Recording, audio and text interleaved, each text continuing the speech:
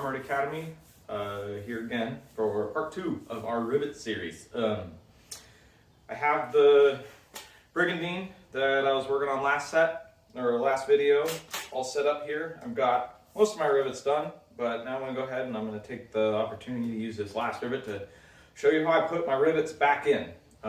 So I'm going to cut away here. I'll show you the tools that we're going to need.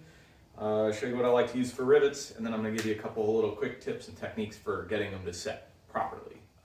So hang tight, and I'll show you what I use. So here are the tools you're going to need. Tools and materials, I guess. But first off, for rivets, most of the time I actually like to use, like I detailed in the previous videos, I like to use these roofing nails. There are a couple of different kinds that you can get. Pretty much all of them work. They come in varying lengths. I usually get about 3/4 inch long, maybe an inch if you don't have anything else. And I like to look for the ones with a little bit of a shinier galvanizing finish to them. Let me see if I can get a little bit of a better focus here. The other ones will work. They have a little bit of a duller finish, I find. And they tend to be a little bit harder. You can kind of pick them out there if you see them a little carefully. But they both work. One of them's easier to trim to length, so I like the little bit of a softer one. Then you're going to need yourself a ball peen hammer. This one's one of my oldest forging hammers, actually. I think I've had this thing forever. I think this is a 2 or a 2.5 pound hammer. You can probably go a little bit lighter with this, but whatever you have is probably fine. The smaller hammer will let you get a little bit closer in when you start to peen over the head there. And then you're going to need some means of trimming the rivets back. I like these little miniature bolt cutters a lot. I prefer these. If you're trying to get into smaller, weirder places, I like to have a pair of nippers on hand too. Either or, both will work. It depends on situationally what you need to get into and clip. Additionally, on the hammers, sometimes if you're riveting on the inside of a helmet or something like that, you're going to need like a weird shape hammer to get in there, and sometimes you need a little bit more specialized tooling for that. But 99% of the time, just a regular ball peen hammer will do just fine. And then, more importantly, you'll notice I have this all set up on my anvil. This is not required tooling. What you really need is just a nice piece of backing metal of some kind. I have this post. You can chuck this up in a vise. You can set something like this on the ground. The important thing is that you have the rivet head backed properly so that when you smash it down, it doesn't bend or mushroom over in a weird way. So I'll get a little bit more detail on that, but again, you're gonna need rivets, hammer, clippers, some means of supporting it, some kind of anvil-shaped object. I like these big old pieces around, and then you want to radius the corners over a little bit too. But then again, not totally necessary for rivets. This is just how I like to set it up. So I'm going to reposition. I'll show you how to actually get the work done. Hey, this is Rick with Armored Academy of Arizona. Matt had a couple little things that he missed on his videos, so I just want to jump in real quick and show it. I just happen to have my own project to do a little bit, and just to reiterate what Matt was saying, I too have a ball peen hammer. This is what I'm going to use for an anvil. It's just a piece of railroad tie. This is my project. This is a plate for an aventail, and you can see here that originally I'd put it up at the top, but this is not ideal. You actually want them on the sides. So what I'm going to do is put some holes, and then I'm going to match the holes here and rivet those on.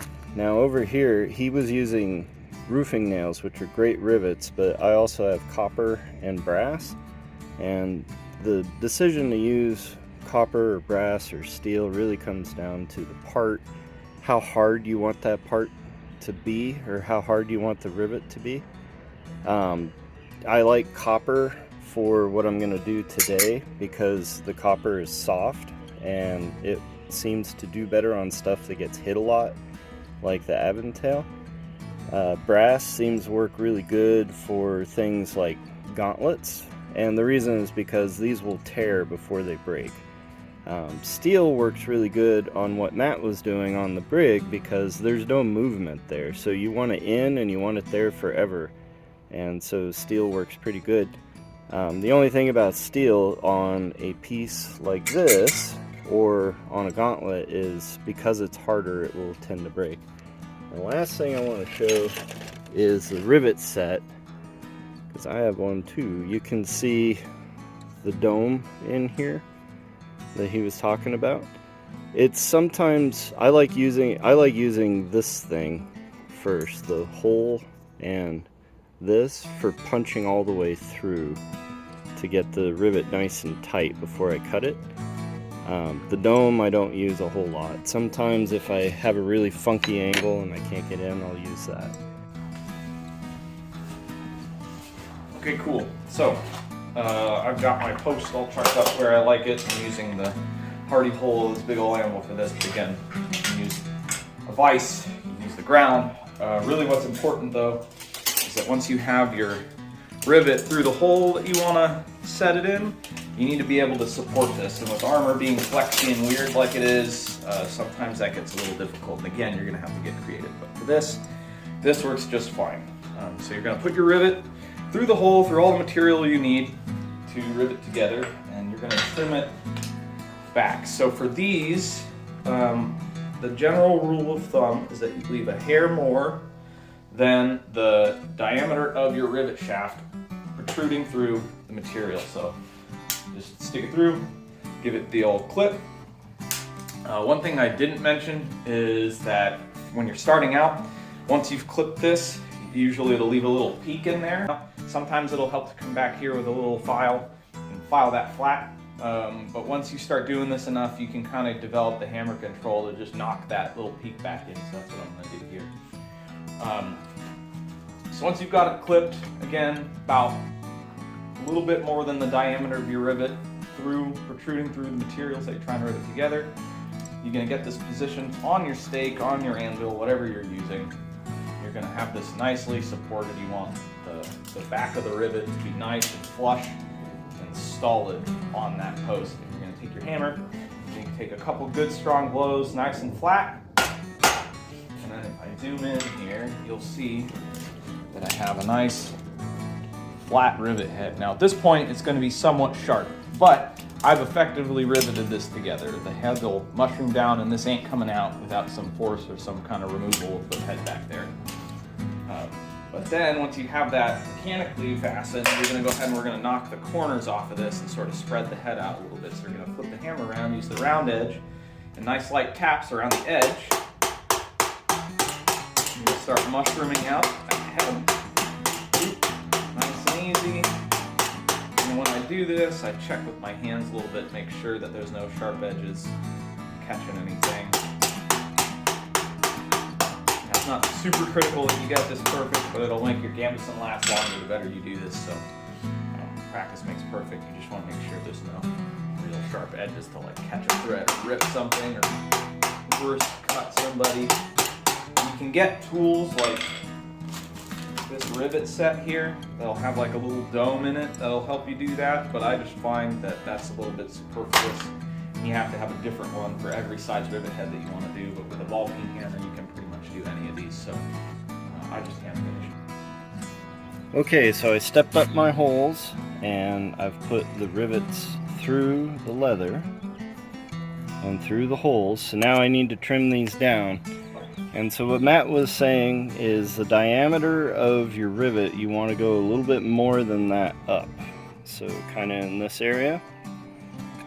And I agree with him that this heavy, it's called a heavy wire cutter, and this is definitely the thing to use. So I don't have to be perfect, I'm just gonna eyeball it.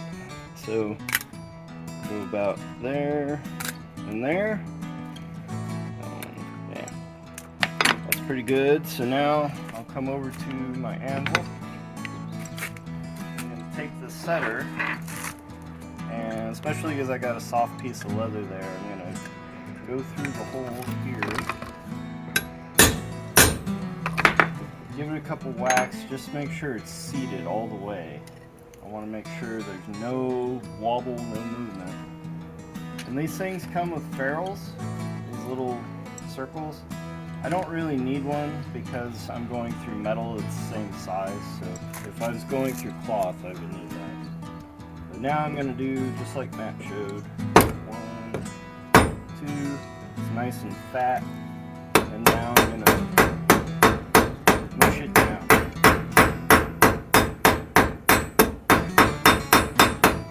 And then I got the other one.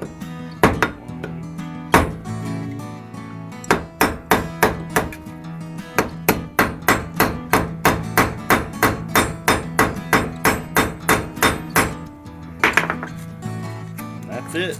That thing is on there forever.